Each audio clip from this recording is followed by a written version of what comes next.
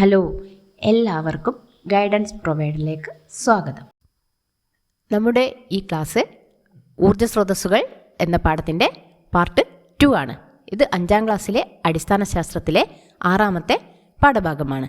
ഇതിൻ്റെ part 1ൻ്റെ link താഴെ description ബോക്സിൽ കൊടുത്തിട്ടുണ്ട്.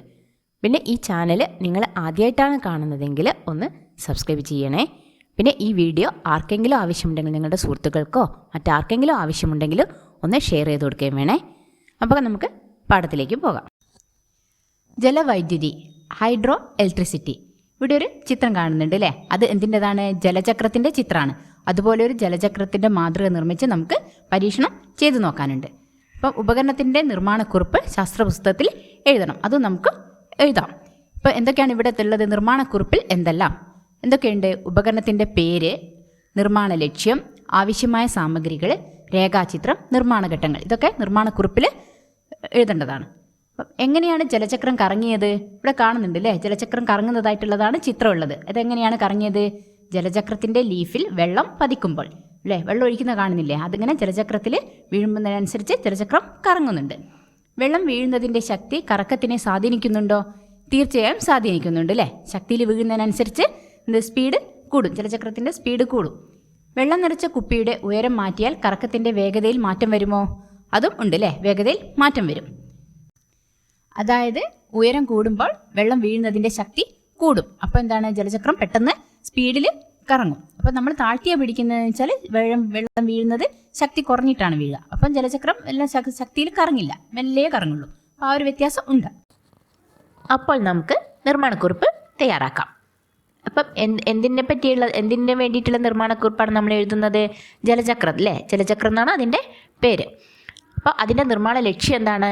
വൈദ്യുതി ഉൽപ്പാദിപ്പിക്കാൻ വേണ്ടി ജലം എങ്ങനെയാണ് ഒരു ചക്രത്തിൽ പതിപ്പിച്ച് കറക്കുന്നതെന്നും വെള്ളം വീഴുന്നതിൻ്റെ ശക്തിയും വെള്ളത്തിൻ്റെ ഉയരവും എങ്ങനെയാണ് ചക്രത്തിൻ്റെ കറക്കത്തിനെ സ്വാധീനിക്കുന്നത് എന്നും മനസ്സിലാക്കാൻ വേണ്ടിയാണ് ഈ പരീക്ഷണം. അപ്പോൾ ഇതിന് വേണ്ട ആവശ്യമായ സാധനങ്ങൾ എന്തൊക്കെയാണ്?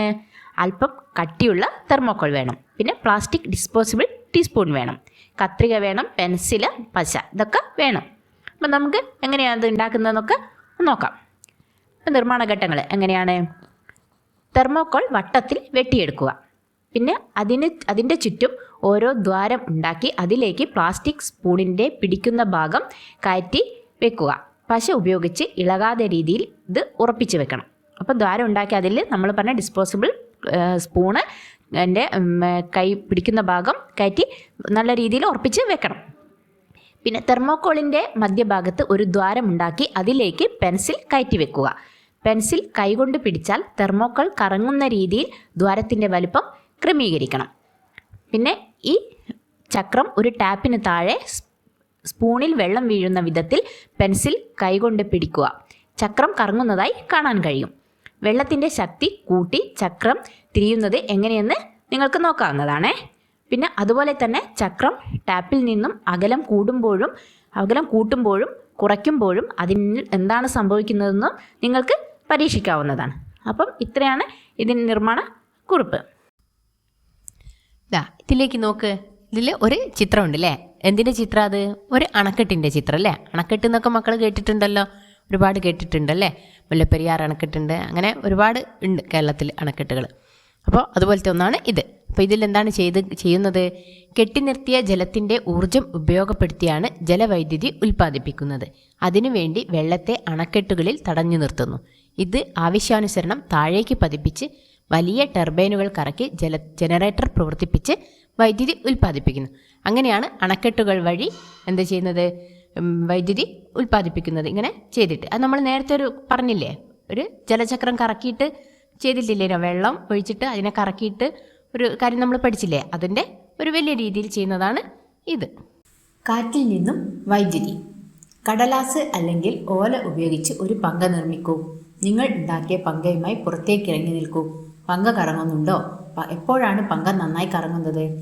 ഇത് നമ്മൾ എല്ലാവരും ഉണ്ടാക്കുന്നതാണല്ലേ? ഓല ഉപയോഗിച്ചിട്ടൊക്കെ ഒരു അതിനെ ഫാൻ പോലെ നമ്മൾ ഒരു പങ്ക പോലെ ഉണ്ടാക്കിയിട്ട് അതുകൊണ്ട് ഓടുകയൊക്കെ ചെയ്യും. എൻ്റെ കുട്ടിപ്രായത്തിൽ എല്ലാവരും അതുകൊണ്ട് ഓടിയിട്ട് അത് നന്നായിട്ട് കറങ്ങും. കാറ്റ് ശക്തിയിൽ നമുക്കത് കിട്ടുമ്പോൾ അതിന് തട്ടുമ്പോൾ അത് നന്നായിട്ട് കറങ്ങും. അത് എല്ലാവർക്കും അറിയായിരിക്കും അല്ലേ? വീട്ടിലൊക്കെ എല്ലാവരും ഉണ്ടാക്കി തരും. വലിയ മുതിർന്നവരുണ്ടെങ്കിൽ അത് ഉണ്ടാക്കി തരും. നിങ്ങളൊന്ന് ആരോടെങ്കിലും ഒന്ന് പറഞ്ഞിട്ട് ഉണ്ടാക്കിയിട്ട് ഒന്ന് ചെയ്ത് നോക്ക്. പങ്ക കറങ്ങുന്നുണ്ട് അല്ലേ? കാറ്റ് കിട്ടുമ്പോൾ നന്നായിട്ട് പുറത്തേക്ക് ഇറങ്ങി അത് ഓടുമ്പോഴൊക്കെ കാറ്റ് നന്നായി കിട്ടുമ്പോൾ അത് പങ്ക കറങ്ങുന്നുണ്ട്. കാറ്റ് കൂടുതൽ സമയത്താണ് പങ്ക നന്നായി കറങ്ങുന്നത്. കാറ്റിന് വസ്തുക്കളെ ചലിപ്പിക്കാനുള്ള കഴിവുണ്ട്. ഈ കഴിവ് ഉപയോഗപ്പെടുത്തി നമുക്ക് വൈദ്യുതി ഉൽപ്പാദിപ്പിക്കാൻ പറ്റും. ഇതിനുള്ള ഉപകരണമാണ് കാറ്റാടി യന്ത്രം. ഇംഗ്ലീഷിൽ അതിന് വിൻമിൽ എന്ന് പറയും. കാറ്റാടി യന്ത്രമൊക്കെ നിങ്ങൾ ചിലപ്പം കണ്ടിട്ടുണ്ട്. അത് എവിടെ ചിത്രം കണ്ടില്ലേ? ചിത്രത്തിലുണ്ട്. അത് കാറ്റാടി യന്ത്രമാണ്. വിൻമില്ലിൻ്റെ പങ്കകൾ കറങ്ങുമ്പോൾ അതുമായി ബന്ധപ്പെടുത്തിയ ടർബൈൻ കറങ്ങുന്നു. ഈ ഊർജം ഉപയോഗിച്ച് ജനറേറ്റർ പ്രവർത്തിപ്പിച്ച് വൈദ്യുതി ഉൽപ്പാദിപ്പിക്കുന്നു. അങ്ങനെയാണ് ഈ കാറ്റാടി യന്ത്രം ഉപയോഗിച്ചിട്ട് വൈദ്യുതി ഉൽപ്പാദിപ്പിക്കുന്നത്. കേരളത്തിൽ രാമക്കൽമേട്, കഞ്ചിക്കോട്, അട്ടപ്പാടി എന്നിവിടങ്ങളിൽ കാറ്റിൽ നിന്നും വൈദ്യുതി ഉൽപ്പാദിപ്പിക്കുന്ന സംവിധാനങ്ങളുണ്ട്. എന്തുകൊണ്ടായിരിക്കും ഇവിടെ കാറ്റാടി യന്ത്രങ്ങൾ സ്ഥാപിച്ചത്? ഈ സ്ഥലങ്ങളിൽ കാറ്റാടി യന്ത്രങ്ങൾ സ്ഥാപിച്ചത് എന്തുകൊണ്ടായിരിക്കും? ഈ സ്ഥലങ്ങളിൽ ശരാശരി കാറ്റിൻ്റെ വേഗത കൂടുതലാണ്. അപ്പം കുറച്ച് കാറ്റ് നന്നായി കിട്ടുന്ന സ്ഥലങ്ങളിലാണ് കാറ്റാടി യന്ത്രങ്ങൾ സ്ഥാപിച്ചത് കൊണ്ട് ഗുണമുള്ളൂ. കുറച്ച് കാറ്റ് കിട്ടണം. അപ്പോൾ ആ സ്ഥലങ്ങളിൽ കാറ്റിൻ്റെ വേഗത കുറച്ച് ശരാശരി കൂടുതലുള്ളത് കൊണ്ടാണ് കാറ്റാടി യന്ത്രങ്ങൾ ഈ സ്ഥലങ്ങളിലൊക്കെ വെച്ചത്. മനുഷ്യൻ പണ്ട് മുതലേ ഉപയോഗപ്പെടുത്തിയിട്ടുള്ള ഊർജ്ജരൂപമാണ് കാറ്റ്. സമുദ്രങ്ങളിലൂടെയും നദികളിലൂടെയുമുള്ള യാത്രയ്ക്ക് കാറ്റിൻ്റെ ശക്തി ഉപയോഗിച്ചിരുന്നു. ഇതിനുദാഹരണമാണ് ചെറിയ പായ കപ്പലുകൾ. കൊടുങ്കാറ്റിന് വളരെയധികം ഊർജം ഉള്ളതിനാൽ ഇവ കടുത്ത നാശനഷ്ടങ്ങൾ ഉണ്ടാക്കും. ഇന്ന് കാലാവസ്ഥാ മുന്നറിയിപ്പിലൂടെ ഇത്തരം കാറ്റുകളുടെ സാധ്യത മുൻകൂട്ടി അറിയാനാകും. മുന്നറിയിപ്പുകൾക്കനുസരിച്ച് മുൻകരുതലുകൾ എടുത്താൽ അപകടങ്ങളും നാശനഷ്ടങ്ങളും കുറയ്ക്കാനാകും. അപ്പം കൊടുങ്കാറ്റ് നമുക്ക് വളരെയധികം അപകടങ്ങൾ ഉണ്ടാക്കുന്ന ഒന്നാണ്. അത് നമ്മൾ ശ്രദ്ധിക്കണം. വളരെയധികം ഊർജം കൂടുതലായതിന്. അപ്പോൾ അത് നമ്മൾ ശ്രദ്ധിച്ച് ചെയ്യണം. സൂര്യപ്രകാശത്തിൽ നിന്ന് ഊർജം. പുറത്ത് സൂര്യപ്രകാശം ലഭിക്കുന്ന സ്ഥലത്ത് ഒരു സ്റ്റീൽ പാത്രം വെക്കുക. കുറച്ചു കഴിഞ്ഞതിന് ശേഷം പാത്രം തൊട്ടു നോക്കുക. എന്താണ് അനുഭവപ്പെടുന്നത്? കാരണം എന്താണ്? തൊട്ട് നോക്കുമ്പോൾ നമുക്കൊരു പ്രത്യേക ഫീലിംഗ് ഉണ്ടാവും. അതെന്താണ്? പാത്രത്തിൽ കുറച്ച് വെള്ളം കൂടി ഒഴിച്ചാലോ എന്തൊക്കെയാണ് സംഭവിക്കുക? നമുക്ക് നോക്കാം. തൊട്ടു നോക്കുമ്പോൾ ചൂടാണ് അനുഭവപ്പെടുന്നത്. സൂര്യപ്രകാശത്തിൽ നിന്നുള്ള താപം പാത്രം ആഗിരണം ചെയ്യുന്നത് കൊണ്ടാണ് ഇങ്ങനെ ചൂട് അനുഭവപ്പെടുന്നത്. പാത്രത്തിൽ വെള്ളം ഒഴിച്ചാൽ ഈ വെള്ളവും സൂര്യപ്രകാശത്തിൽ നിന്ന് താപം സ്വീകരിച്ച് ചൂടാവുന്നു. ഇതൊക്കെ നമുക്ക് വീട്ടിലൊന്ന് ചെയ്തു നോക്കാവുന്നതേ ഉള്ളൂ. നിങ്ങൾക്ക് എന്താണ് അനുഭവപ്പെടുന്നത് നിങ്ങൾക്ക് അറിയാൻ പറ്റും. ഏതെല്ലാം രീതിയിലാണ് സൂര്യപ്രകാശത്തിലെ ഊർജം ഉപയോഗപ്പെടുത്തുന്നത്? വസ്ത്രം ഉണക്കുന്നതിന് സൂര്യപ്രകാശം ഉപയോഗിക്കുന്നുണ്ട് അല്ലേ? പിന്നെന്തൊക്കെയാണ്? വൈദ്യുതി ഉൽപ്പാദിപ്പിക്കുന്നതിന്, പിന്നെ പാചകം ചെയ്യുന്നതില്ലേ? സോളാർ കുക്കർ ഉപയോഗിച്ചിട്ടൊക്കെ പാചകം ചെയ്യുന്നതിന് സൂര്യപ്രകാശം ഉപയോഗിച്ചിട്ടാണ് ചെയ്യുന്നത്. സൗരോർജ്ജത്തിലെ താപം ഉപയോഗപ്പെടുത്തുന്ന ഉപകരണങ്ങളാണ് സോളാർ കുക്കറുകളും സോളാർ വാട്ടർ ഹീറ്ററുകളും. താഴെ കാണുന്ന ചിത്രങ്ങളിലെ ഉപകരണങ്ങൾ തിരിച്ചറിയും. അപ്പോൾ ഇവിടെ 3 ചിത്രങ്ങൾ തന്നിട്ടുണ്ട് അല്ലേ? അതെന്തൊക്കെയാണെന്ന് മക്കൾക്ക് നോക്കിയിട്ട് മനസ്സിലാവുന്നുണ്ടോ? എന്തിൻ്റെയൊക്കെ ചിത്രങ്ങളാണെന്ന്? 3 ചിത്രങ്ങൾ ഏതാണെന്നാണ് നമുക്ക് എഴുതേണ്ടത്. നമുക്ക് എഴുതി നോക്കാം. ആദ്യത്തേത് ഏതാണ്? Solar calculator. രണ്ടാമത്തേത് സോളാർ ലൈറ്റ്. മൂന്നാമത്തേത് സോളാർ എമർജൻസി ലൈറ്റ്. ഇത് 3 ആണ്. അത് എല്ലാം സോളാർ ആണ്. ഇവയ്ക്ക് പ്രവർത്തിക്കാൻ ആവശ്യമായ ഊർജ്ജം ലഭിക്കുന്നത് എവിടെ നിന്നാണ്? ഇവയിലുള്ള സൗരോർജ്ജ പാനലുകൾ സൂര്യപ്രകാശത്തെ വൈദ്യുതിയാക്കി മാറ്റിയിട്ടാണ് ഇവ പ്രവർത്തിക്കുന്നത്. അപ്പോൾ സൂര്യപ്രകാശം ഉപയോഗിച്ചിട്ട് പ്രവർത്തിക്കുന്നതാണ് ഇവയൊക്കെ. സൗരോർജ്ജ പാനലിലുള്ള സൗരോർജ്ജ സെല്ലിൽ സൂര്യപ്രകാശം പതിക്കുമ്പോൾ വൈദ്യുതി ഉൽപ്പാദിപ്പിക്കപ്പെടുന്നു. ഇങ്ങനെയാണ് സൂര്യപ്രകാശം ഉപയോഗിച്ച് വൈദ്യുതി ഉൽപ്പാദിപ്പിക്കുന്നത് കേട്ടോ. സൗരോർജ്ജ പാനലിൽ സൗരോർജ്ജ സെല്ലിൽ സൂര്യപ്രകാശം പതിക്കുമ്പോഴാണ് വൈദ്യുതി ഉണ്ടാവുന്നത്. വീടുകളിലും സ്ഥാപനങ്ങളിലും സൂര്യപ്രകാശത്തിൽ നിന്ന് വൈദ്യുതി ഉൽപ്പാദിപ്പിക്കുന്ന സംവിധാനങ്ങൾ വ്യാപകമായി ഉപയോഗിക്കുന്നുണ്ട്. ഇപ്പം പല വീടുകളിലും സ്ഥാപനങ്ങളിലൊക്കെ ഇങ്ങനെ ചെയ്യുന്നുണ്ട്. വൈദ്യുത വാഹനങ്ങൾ. പച്ച നിറത്തിലുള്ള നമ്പർ പ്ലേറ്റോട് കൂടിയ വാഹനങ്ങൾ നിങ്ങൾ ശ്രദ്ധിച്ചിട്ടുണ്ടോ? ഉണ്ടോ? അതെന്താണ്? അത് വൈദ്യുതി ഉപയോഗിച്ച് പ്രവർത്തിക്കുന്ന വാഹനങ്ങളാണ്. അവയുടെ പ്രത്യേകത എന്താണ്? നമുക്ക് നോക്കാം. ഈ വാഹനം വൈദ്യുതി ഉപയോഗിച്ചാണ് ഓടുന്നത്. ഇതിലെ റീചാർജ് ചെയ്യാവുന്ന ബാറ്ററിയിൽ നിന്നാണ് വാഹനം ഓടാനുള്ള വൈദ്യുതി ലഭിക്കുന്നത്. പിന്നെ എന്താണ്? ഇവ വായു മലിനീകരണം ഉണ്ടാക്കുന്നില്ല. ഇതൊക്കെ ഇത്തരം വൈദ്യുതി ഉപയോഗിച്ച് പ്രവർത്തിക്കുന്ന വാഹനങ്ങളുടെ പ്രത്യേകതകളാണ്. നമ്മുടെ നാട്ടിൽ ഏതെല്ലാം വിഭാഗത്തിൽപ്പെട്ട വൈദ്യുത വാഹനങ്ങൾ ഉണ്ടെന്ന് നിരീക്ഷിച്ച് ശാസ്ത്ര പുസ്തകത്തിൽ എഴുതുക. അപ്പം നമുക്ക് നോക്കല്ലേ, ഇപ്പോൾ ഒരുപാട് വാഹനങ്ങൾ ഉണ്ട്. വൈദ്യുതി ഉപയോഗിച്ച് പ്രവർത്തിക്കുന്ന ഒരുപാട് വാഹനങ്ങളുണ്ട്. നമുക്ക് ഏതൊക്കെയാണെന്ന് എഴുതി നോക്കാം. വൈദ്യുത സ്കൂട്ടർ, വൈദ്യുതി ബൈക്ക്, ബൈക്ക്, വൈദ്യുത ഓട്ടോറിക്ഷ, വൈദ്യുത കാർ, വൈദ്യുത ബസ്, ഇതൊക്കെ എന്താണ്? ബാറ്ററി വൈദ്യുതി ഉപയോഗിച്ച് റീചാർജ് ചെയ്തിട്ട് ഉപയോഗിക്കുന്നവയാണ് ഇത്തരം വാഹനങ്ങളൊക്കെ. നമ്മളിവിടെ ചിത്രം കാണുന്നുണ്ട് അല്ലേ? ഇത് വൈദ്യുതി ഉപയോഗിച്ച് ബാറ്ററി റീചാർജ് ചെയ്യുന്ന ചിത്രമാണ് അവിടെ കാണുന്നത്. പിന്നെ എന്തുണ്ട്? തീവണ്ടി. നിങ്ങൾക്കറിയാം അല്ലേ, വൈദ്യുതി ഉപയോഗിച്ചിട്ട് ഓടുന്നതാണ് ഇപ്പം വൈദ്യുത തീവണ്ടി അല്ലേ? അപ്പോൾ അതെങ്ങനെയാണ് പ്രവർത്തിക്കുന്നത്? നേരിട്ട് വൈദ്യുത കമ്പിയിൽ നിന്ന് വൈദ്യുതി ഉപയോഗിച്ചിട്ടാണ് തീവണ്ടി ഓടുന്നത്. അത് രണ്ടും വൈദ്യുതി ഉപയോഗിച്ച് ഇത് ഈ മുകളിൽ നമ്മൾ പറഞ്ഞ വാഹനങ്ങളും തീവണ്ടിയൊക്കെ വൈദ്യുതി ഉപയോഗിച്ച് പ്രവർത്തിക്കുന്നതാണെങ്കിലും രണ്ടും വൈദ്യുതി ഉപയോഗിക്കുന്ന രീതിയിൽ വ്യത്യാസമുണ്ട്. പുതുക്കാൻ കഴിയുന്ന ഊർജ്ജ സ്രോതസ്സുകൾ. അപ്പം നമ്മൾ മുന്നേ പഠിച്ച എന്താണ്? പുതുക്കാൻ കഴിയാത്ത ഊർജ്ജ സ്രോതസ്സുകളെ പറ്റിയാണ്. ഫോസിൽ ഇന്ധനങ്ങളെ പറ്റിയൊക്കെ പഠിച്ചില്ലേ? അപ്പം ഇതെന്താണ്? സൂര്യപ്രകാശം, കാറ്റ്, തിരമാല തുടങ്ങിയ ഊർജ്ജ സ്രോതസ്സുകളുടെ പ്രത്യേകതകൾ എന്തെല്ലാമാണ്? സൂര്യപ്രകാശം, കാറ്റ്, തിരമാല തുടങ്ങിയവ ഉപയോഗിക്കുന്നതനുസരിച്ച് തീർന്നു പോകുന്നവയല്ല. ഇവ പുതുക്കാൻ കഴിയുന്ന ഊർജ്ജ സ്രോതസ്സുകൾ, റിന്യൂവബിൾ എനർജി സോഴ്സസ് എന്നറിയപ്പെടുന്നു. ഈ ഊർജ്ജ സ്രോതസ്സുകൾ വായുമലിനീകരണം ഉണ്ടാക്കുന്നില്ല. അപ്പം മുന്നേ നമ്മൾ പഠിച്ച ഊർജ്ജ സ്രോതസ്സുകൾക്ക് എന്താണ്? വായുമലിനീകരണം ഉണ്ടാകുന്നവയാണ്. അതൊക്കെ എന്തായാലും ഉപയോഗിക്കുന്നതനുസരിച്ച് തീർന്നു പോകുന്നവയുമാണ്. കൊച്ചിൻ എയർപോർട്ട് എന്ന് പറഞ്ഞാൽ നിങ്ങൾ കേട്ടിട്ടുണ്ടാവും, നെടുമ്പാശ്ശേരി എയർപോർട്ട് അല്ലേ? അത് രണ്ടും ഒന്ന് തന്നെയാണ്. അപ്പോൾ ഈ ചിത്രം കണ്ടില്ലേ? ഈ ചിത്രത്തിൽ എന്താണ് കാണുന്നത്? ഇത് സോളാർ പാനലുകളാണ് ഈ കാണുന്നത്. അപ്പോൾ പൂർണ്ണമായും സൗരോർജ്ജം കൊണ്ട് പ്രവർത്തിക്കുന്ന ലോകത്തിലെ ആദ്യത്തെ വിമാനത്താവളമാണ് കൊച്ചിയിലേത്. ഈ അന്താരാഷ്ട്ര വിമാനത്താവളത്തിൻ്റെ മുഴുവൻ പ്രവർത്തനങ്ങൾക്കും ആവശ്യമുള്ള വൈദ്യുതി ഉൽപ്പാദിപ്പിക്കുന്നത് സൗരോർജ്ജ പാനലുകൾ ഉപയോഗിച്ചിട്ടാണ്. അപ്പം ഇത് നമുക്ക് എവിടെ കാണാൻ പറ്റും? നമ്മൾ ഈ എയർപോർട്ടിൻ്റെ ഭാഗത്തൂടെ ട്രെയിനിൽ പോകുമ്പം ഈ സോളാർ പാനലുകൾ നമുക്ക് ശരിക്കും കാണാൻ കഴിയും.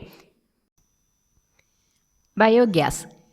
പാരിസ്ഥിതിക പ്രശ്നങ്ങൾ ഉണ്ടാക്കുന്ന ജൈവമാലിന്യങ്ങളിൽ നിന്ന് ഇന്ധനമുണ്ടാക്കാം. ഇങ്ങനെ ഉണ്ടാകുന്ന വാതക ഇന്ധനമാണ് ബയോഗ്യാസ്. നമ്മുടെ സ്കൂളിലും വീട്ടിലും ബയോഗ്യാസ് പ്ലാന്റ് സ്ഥാപിക്കുന്നത് കൊണ്ടുള്ള ഗുണങ്ങൾ എന്തെല്ലാമാണ്? ജൈവമാലിന്യങ്ങൾ സംസ്കരിക്കപ്പെടുന്നത് കൊണ്ട് പരിസര ശുചിത്വം എളുപ്പത്തിൽ സാധ്യമാകുന്നു. പിന്നെ എന്താണ്? ബയോഗ്യാസ് ഉൽപ്പാദനത്തിലൂടെ ജലമലിനീകരണവും മണ്ണ് മലിനീകരണവും കുറയുന്നു. പിന്നെ ബയോഗ്യാസ് ഉൽപ്പാദിപ്പിക്കുമ്പോൾ ഉണ്ടാകുന്ന വേസ്റ്റ് ജൈവവളമായി ഉപയോഗിക്കാവുന്നതാണ്. അപ്പോൾ ഇത്രയും കാര്യങ്ങൾ എന്തുണ്ട്? ബയോഗ്യാസ് പ്ലാന്റ് സ്ഥാപിച്ചു കൊടുക്കുന്നത് കൊണ്ടുള്ള ഗുണങ്ങളാണ് ഇത്രയും കാര്യങ്ങൾ. പിന്നെ ഒരു ബയോഗ്യാസ് പ്ലാന്റിൻ്റെ പ്രവർത്തന രീതി കണ്ടി മനസ്സിലാക്കണം. നമ്മൾ വീടുകളിലൊക്കെ ഉണ്ട്. അപ്പോൾ അവിടെ നിങ്ങളുടെ അടുത്ത വീടുകളൊക്കെ ഉണ്ടെങ്കിൽ ഒന്ന് പോയി നോക്കുക. ഊർജ്ജോൽപാദനത്തിനുള്ള വ്യത്യസ്ത വഴികൾ നാം പരിചയപ്പെട്ടല്ലോ. ഇതുകൊണ്ട് മാത്രം നമ്മുടെ ഊർജ്ജ ആവശ്യങ്ങൾ പരിഹരിക്കപ്പെടുമോ? നമ്മുടെ ഊർജ്ജ ആവശ്യങ്ങൾ കൂടിക്കൊണ്ടിരിക്കുന്നതിനാലും ഫോസിൽ ഇന്ധനങ്ങളുടെ ഉപയോഗം പരമാവധി കുറയ്ക്കാൻ ശ്രമിക്കുന്നതിനാലും നാം ഇതിനുവേണ്ടി പുതിയ ഗവേഷണങ്ങൾ നടത്തിക്കൊണ്ടിരിക്കുന്നുണ്ട്. അപ്പം എന്താണ് ഇത്? കൂടുതൽ നമ്മൾ ഗവേഷണങ്ങളൊക്കെ നടത്തണം. നമ്മളെ ഊർജ്ജ ആവശ്യങ്ങൾ കൂടുകയാണ്. അതുകൊണ്ട് ഇത് കുറച്ച് കാര്യങ്ങളിൽ ഒതുങ്ങി നിന്നാൽ പോരാ. ഗവേഷണങ്ങളൊക്കെ കൂടുതൽ നടത്തിക്കൊണ്ടിരിക്കുന്നുണ്ട് ഇപ്പോഴും.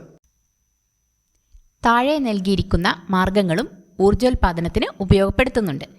ഡീസൽ കൽക്കരി താപനിലയങ്ങൾ, തിരമാലയിൽ നിന്നുള്ള ഊർജം, ഭൂതാപോർജം, അണുശക്തി, ഇവയൊക്കെയാണ് അത്. പിന്നെന്താണ്? ചൂടാറ പെട്ടി. ഇന്ധന ഉപയോഗം കുറയ്ക്കാനുള്ള ഒരു മാർഗം ഊർജ്ജനഷ്ടം തടയലാണ്. ഭക്ഷണത്തിൻ്റെ ചൂട് നഷ്ടപ്പെടാതെ സൂക്ഷിക്കാനും പാതി വെന്ത ഭക്ഷണം പൂർണ്ണമായി വെന്ത് കിട്ടാനും ഉപയോഗിക്കുന്ന വളരെ ലളിതമായ ഒരു ഉപകരണമാണ് ചൂടാറ പെട്ടി അല്ലേ? പിന്നെ നിങ്ങൾ വീടുകളിലൊക്കെ കണ്ടിട്ടുണ്ടാവും റൈസ് കുക്കർ അല്ലേ? കണ്ടിട്ടൊക്കെ ഉണ്ടാവും. അതെങ്ങനെയാണ്? റൈസ് കുക്കറിൽ അരിയിട്ട് കുറച്ച് വെന്ത് കഴിഞ്ഞാൽ നമ്മളെന്താ റൈസ് കുക്കറിലേക്ക് എടുത്ത് മാറ്റി വെച്ച് കഴിഞ്ഞ് മൂടിയൊക്കെ ഇട്ട് വെച്ച് കഴിഞ്ഞാൽ പിന്നെ അത് കുറച്ച് കഴിഞ്ഞ് നമ്മൾ നോക്കിയാൽ എന്തായിട്ടാണ്? ചോറായിട്ടാണ് നമുക്കത് കിട്ടുന്നത്. ഒന്ന് അല്പം വെന്തിട്ടേ ഉണ്ടാവുള്ളൂ. പിന്നെ അത് നല്ല വെന്ത ചോറായിട്ടാണ് നമുക്ക് കിട്ടുന്നത്. അത് ഇതുപോലുള്ള ഒന്നാണ്. ചൂട് പുറത്തു പോകാതെ തടഞ്ഞു നിർത്തിയാണ് ഇവിടെ ഊർജ്ജം ലാഭിക്കുന്നത്. ഇതുപോലെ ഊർജ്ജനഷ്ടം തടയുന്ന മറ്റെന്തെല്ലാം ഉപകരണങ്ങൾ വീടുകളിൽ ഉപയോഗിക്കുന്നുണ്ട്? നമുക്ക് കണ്ടെത്തി എഴുതി നോക്കാം. ഫ്ലാസ്ക്, കാസറോൾ, ഇതൊക്കെ അതിൽ പെട്ടതാണ്. ഭാവിയുടെ ഇന്ധനങ്ങൾ. ഫോസിൽ ഇന്ധനങ്ങളുടെ വിവിധ ഉപയോഗങ്ങൾ മനസ്സിലാക്കിയല്ലോ. ഇവയുടെ പരിമിതികൾ എന്തെല്ലാമാണ്? ഉപയോഗിക്കുന്നതിനനുസരിച്ച് തീർന്നു പോകുന്നവയാണ് ഫോസിൽ ഇന്ധനങ്ങൾ. നമ്മൾ നേരത്തെ പറഞ്ഞതാണ്. പിന്നെ എന്തൊക്കെയുണ്ട്? പരിസ്ഥിതിയെ മലിനമാക്കുന്നു. ഫോസിൽ ഇന്ധനങ്ങൾ കുഴിച്ചെടുക്കുന്ന ജോലിയിൽ ഏർപ്പെടുന്നവർക്ക് ആരോഗ്യ പ്രശ്നങ്ങൾ കാണപ്പെടുന്നു. അപ്പോൾ ഇതൊക്കെ അതിൻ്റെ പരിമിതികളാണ്. ഫോസിൽ ഇന്ധനങ്ങൾ ഉപയോഗിക്കുന്നതിൻ്റെ പരിമിതികളാണ്.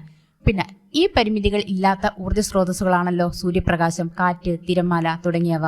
എന്നാൽ എല്ലായിടത്തും എക്കാലത്തും ഒരേപോലെ സൂര്യപ്രകാശം ലഭിക്കാറുണ്ടോ? ഇല്ല അല്ലേ, വ്യത്യസ്തമായിട്ടാണ് ലഭിക്കുന്നത്. കാറ്റിൻ്റെ വേഗത ഒരുപോലെയാണോ? അതും ഒരുപോലെയല്ല. തിരമാലയുടെ കാര്യത്തിലോ? തിരമാലയുടെ ശക്തി കാലാവസ്ഥയ്ക്ക് അനുസൃതമായും സ്ഥലങ്ങൾക്കനുസരിച്ചും മാറിക്കൊണ്ടിരിക്കും. അപ്പോൾ ഇതൊക്കെ മാറി മാറി കിട്ടുന്ന ഒന്നാണ്. എല്ലപ്പോഴും ഒരേപോലെയല്ല ലഭിക്കുന്നത്. ഇവയിൽ നിന്ന് എപ്പോഴും ഒരേ അളവിൽ ഊർജ്ജം ഉൽപ്പാദിപ്പിക്കാൻ കഴിയില്ല. അതുകൊണ്ട് എന്താണ്, എപ്പോഴും ഒരേ അളവിൽ നമുക്ക് ഊർജ്ജം ഇതിൽ നിന്ന് ലഭിക്കുന്നില്ല. ഈ പരിമിതികൾ മറികടക്കുന്ന പുതിയ ഊർജ്ജ സ്രോതസ്സുകൾ കണ്ടെത്താനുള്ള ശ്രമത്തിലാണ് ശാസ്ത്രലോകം. ഹൈഡ്രജൻ, ജൈവ ഡീസൽ എന്നിവ ഇത്തരത്തിൽ പ്രതീക്ഷ നൽകുന്ന ഇന്ധനങ്ങളാണ്. ഇത്തരം ഇന്ധനങ്ങളെക്കുറിച്ച് കൂടുതൽ വിവരങ്ങൾ ശേഖരിച്ച് റിപ്പോർട്ട് തയ്യാറാക്കൂ. അപ്പം നമുക്ക് അതിനെപ്പറ്റിയുള്ള ഒരു റിപ്പോർട്ട് തയ്യാറാക്കണം. എന്നൊക്കെയാണ് നമുക്കൊന്ന് നോക്കാം. അപ്പോൾ നമുക്ക് ആദ്യം ഹൈഡ്രജനെ പറ്റി എഴുതി നോക്കാം. ഹൈഡ്രജൻ ഒരു ശുദ്ധമായ ഇന്ധനമാണ്. അത് ഒരു ഇന്ധന സെല്ലിൽ ഉപയോഗിക്കുമ്പോൾ വെള്ളം മാത്രം ഉൽപ്പാദിപ്പിക്കുന്നു. പ്രകൃതിവാതകം, ആണവോർജം, ബയോമാസ്, സൗരോർജം, കാറ്റ് തുടങ്ങിയ പുനരുൽപ്പാദിപ്പിക്കാവുന്ന ഊർജം തുടങ്ങിയ വിവിധ വിഭവങ്ങളിൽ നിന്ന് ഹൈഡ്രജൻ ഉൽപ്പാദിപ്പിക്കാൻ കഴിയും. ഈ ഗുണങ്ങളെല്ലാം ഗതാഗതത്തിനും വൈദ്യുതി ഉൽപ്പാദനത്തിനും വേണ്ടിയുള്ള ആകർഷകമായ ഒരു ഇന്ധനമായി ഹൈഡ്രജനെ മാറ്റുന്നു. കാറുകളിലും വീടുകളിലും പോർട്ടബിൾ പവറിനും മറ്റും പല ആവശ്യങ്ങൾക്കും ഇത് ഉപയോഗിക്കുന്നുണ്ട്. പിന്നെ അടുത്ത എന്താണ്? ജൈവ ഡീസൽ. സാധാരണയായി ഉപയോഗിക്കുന്ന ഡീസലിന് പകരമായി ഉപയോഗിക്കാൻ കഴിയുന്ന ഒരു ശുദ്ധമായ ഇന്ധനമാണ് ജൈവ ഡീസൽ. മൃഗങ്ങളുടെ കൊഴുപ്പ്, സസ്യ എണ്ണകൾ, വേസ്റ്റ് പാചക എണ്ണ എന്നിവ ഉപയോഗിച്ചാണ് ഇത് നിർമ്മിക്കുന്നത്. അതുകൊണ്ട് തന്നെ ഇത് വളരെ നല്ല ഒരു പരിസ്ഥിതി സൗഹൃദ ഇന്ധനമാണ്. മിക്കവാറും എല്ലാ ഡീസൽ എഞ്ചിനുകളിലും വാഹനങ്ങളിലും ബയോഡീസൽ ഉപയോഗിക്കാൻ കഴിയും. 2007 ബ്രിട്ടീഷ് റോയൽ ട്രെയിൻ ബയോഡീസൽ ഇന്ധനം ഉപയോഗിച്ചാണ് ട്രെയിൻ ഓടിച്ചത്. എല്ലാ വർഷവും ഓഗസ്റ്റ് 10 ലോക ജൈവ ഡീസൽ ദിനം ആചരിക്കുന്നത് സുസ്ഥിര ഊർജ്ജ സ്രോതസ് എന്ന നിലയിൽ ജൈവ ഇന്ധനങ്ങളുടെ പ്രാധാന്യം അടിവരയിടുന്നതിലാണ്. 1893 August 9 German engineer sir Rudolf Diesel കടല എണ്ണയിൽ ഒരു എഞ്ചിൻ വിജയകരമായി പ്രവർത്തിപ്പിച്ചതിൻ്റെ ഓർമ്മയും ഈ ദിനത്തിൽ ആചരിക്കുന്നുണ്ട്. വിലയിരുത്താം. അപ്പം വിലയിരുത്താം എന്നതിൽ ഒന്നാമത്തെ ചോദ്യം വായിക്കാം. താഴെ പറയുന്നവ അനുയോജ്യമായ രീതിയിൽ തരംതിരിക്കുക. എന്ത് അടിസ്ഥാനത്തിലാണ് തരംതിരിച്ചതെന്നും എഴുതുക. അപ്പം താഴെ എന്തൊക്കെ തന്നിട്ടുണ്ട്? പെട്രോളുണ്ട്, കൽക്കരിയുണ്ട്, സൗരോർജം, കാറ്റിൽ നിന്നുള്ള വൈദ്യുതി, ജലവൈദ്യുതി, ഡീസൽ. ഇവയൊക്കെ അനുയോജ്യമായ രീതിയിൽ നമുക്ക് തരംതിരിച്ച് എഴുതാൻ വേണം. അത് എന്തിൻ്റെ അടിസ്ഥാനത്തിലാണ് തരംതിരിച്ചതെന്നുള്ളതും എഴുതണം. നമുക്കതൊന്ന് എഴുതി നോക്കാം. അപ്പോൾ നമുക്കിതെങ്ങനെ എഴുതാം? ഇത് നമ്മൾ മുമ്പ് പഠിച്ചതാണ്. പുതുക്കാൻ കഴിയാത്ത ഊർജ്ജ സ്രോതസ്സുകൾ, പുതുക്കാൻ കഴിയുന്ന ഊർജ്ജ സ്രോതസ്സുകൾ. ഓർമ്മയില്ലേ? അത് നമ്മൾ പഠിച്ചിട്ടുണ്ട്. അപ്പം അതിങ്ങനെയായിട്ട് നമുക്ക് തരംതിരിച്ച് എഴുതാം. രണ്ടായിട്ട് തരംതിരിച്ച് എഴുതാം. അപ്പോൾ ഏതൊക്കെയാണ് പുതുക്കാൻ കഴിയാത്ത ഊർജ്ജ സ്രോതസ്സുകൾ? പെട്രോൾ, കൽക്കരി, ഡീസൽ. ഇതൊന്നും പുതുക്കാൻ കഴിയാത്ത ഊർജ്ജ സ്രോതസ്സുകളാണ്. പിന്നെ പുതുക്കാൻ കഴിയുന്ന ഊർജ്ജ സ്രോതസ്സുകൾ അതാണ് സൗരോർജം, കാറ്റിൽ നിന്നുള്ള വൈദ്യുതി, ജലവൈദ്യുതി എന്നിവയാണത്. ഇങ്ങനെയാണ് നമുക്ക് എഴുതേണ്ടത്. അപ്പോൾ നമുക്ക് രണ്ടാമത്തെ ചോദ്യം എന്താ നോക്കാം. ക്രൂഡ് ഓയിൽ സംസ്കരിക്കുമ്പോൾ ലഭിക്കുന്ന ഉൽപ്പന്നങ്ങളെ ചേർത്ത് ആശയപടം പൂർത്തിയാക്കുക. അപ്പം ഇവിടെ 3 ഉൽപ്പന്നങ്ങളുടെ പേര് തന്നിട്ടുണ്ട്. എന്തൊക്കെയാണത്? Bitumen, naphtha, paraffin. അപ്പം ബാക്കിയുള്ളത് നമുക്ക് പൂരിപ്പിക്കണം. അതേതൊക്കെയാണ് നമുക്ക് നോക്കാം. പെട്രോളുണ്ട്, ഡീസലുണ്ട്, മണ്ണെണ്ണയുണ്ട്, LPG ഉണ്ട്, ജെറ്റ് ഫ്യൂവലുണ്ട്. ഇതൊക്കെ ക്രൂഡ് ഓയിൽ സംസ്കരിക്കുമ്പോൾ ലഭിക്കുന്ന ഉൽപ്പന്നങ്ങളാണ്. അപ്പം മൂന്നാമത്തെ എന്താണെന്ന് നോക്കാം. ഇപ്പോഴും ആളുകൾ വിറകടുപ്പ് ഉപയോഗിക്കുന്നുണ്ടല്ലോ അല്ലേ? വിറകടുപ്പ് എന്താണെന്ന് നിങ്ങൾക്ക് അറിയാമല്ലോ അല്ലേ? വീടുകളിലൊക്കെ ഉണ്ട് വിറക് കത്തിച്ച് ഉപയോഗിക്കുന്ന അടുപ്പ്. വിറകടുപ്പിൻ്റെ കാര്യക്ഷമത കൂട്ടുന്നതിന് എന്തെല്ലാം ചെയ്യാം? നിങ്ങളുടെ നിർദ്ദേശങ്ങൾ എഴുതൂ. നമുക്കൊന്ന് അതിൻ്റെ എന്തൊക്കെ ചെയ്യാൻ പറ്റും നമുക്കൊന്ന് എഴുതി നോക്കാം അല്ലേ? അപ്പോൾ എന്തൊക്കെയുണ്ടെന്ന് നോക്കാം. പാത്രവും അടുപ്പും തമ്മിലുള്ള അകലം പരമാവധി കുറയ്ക്കുക. അടുപ്പിനുള്ളിലേക്ക് വായു സഞ്ചാരം ഉറപ്പുവരുത്തുക. പിന്നെ നല്ലവണ്ണം ഉണങ്ങിയ വിറക് ഉപയോഗിക്കുക. തീനാളം പരമാവധി അടുപ്പിനുള്ളിൽ തന്നെ നിലനിർത്താൻ ശ്രദ്ധിക്കുക. വിറകിൻ്റെ അറ്റം കത്തിത്തീരുന്നതിനനുസരിച്ച് വിറക് അടുപ്പിനുള്ളിലേക്ക് തള്ളിവെക്കുക. പിന്നെ വേണമെങ്കിൽ നിങ്ങൾക്കൊരു കുഴൽ ഉപയോഗിച്ച് ഊതി അടുപ്പിലേക്ക് വായു കടത്തിവിടാവുന്നതാണ്. അപ്പോൾ ഇത്ര കാര്യങ്ങളൊക്കെ ശ്രദ്ധിച്ചാൽ നമുക്ക് വിറകടുപ്പിൻ്റെ കാര്യക്ഷമത വർദ്ധിപ്പിക്കാൻ കഴിയും. പിന്നെ നമ്മുടെ ഈ പാഠത്തിൻ്റെ 2ാം ഭാഗവും കഴിഞ്ഞു. ഊർജ്ജ സ്രോതസ്സുകൾ എന്ന പാഠത്തിൻ്റെ 2ാം ഭാഗവും നമ്മൾ ഇവിടെ കഴിഞ്ഞു. പിന്നെ നിങ്ങൾ ഈ ചാനൽ ആദ്യമായിട്ടാണ് കാണുന്നതെങ്കിൽ ഒന്ന് സബ്സ്ക്രൈബ് ചെയ്യണേ. പിന്നെ ഈ വീഡിയോ നിങ്ങളുടെ ആർക്കെങ്കിലും സുഹൃത്തുക്കൾക്കോ മറ്റോ ആവശ്യമുണ്ടെങ്കിൽ ഷെയർ ചെയ്ത് കൊടുക്കുകയും വേണേ. അപ്പോൾ നമുക്കിനി അടുത്ത പാഠമായിട്ട് കാണാം.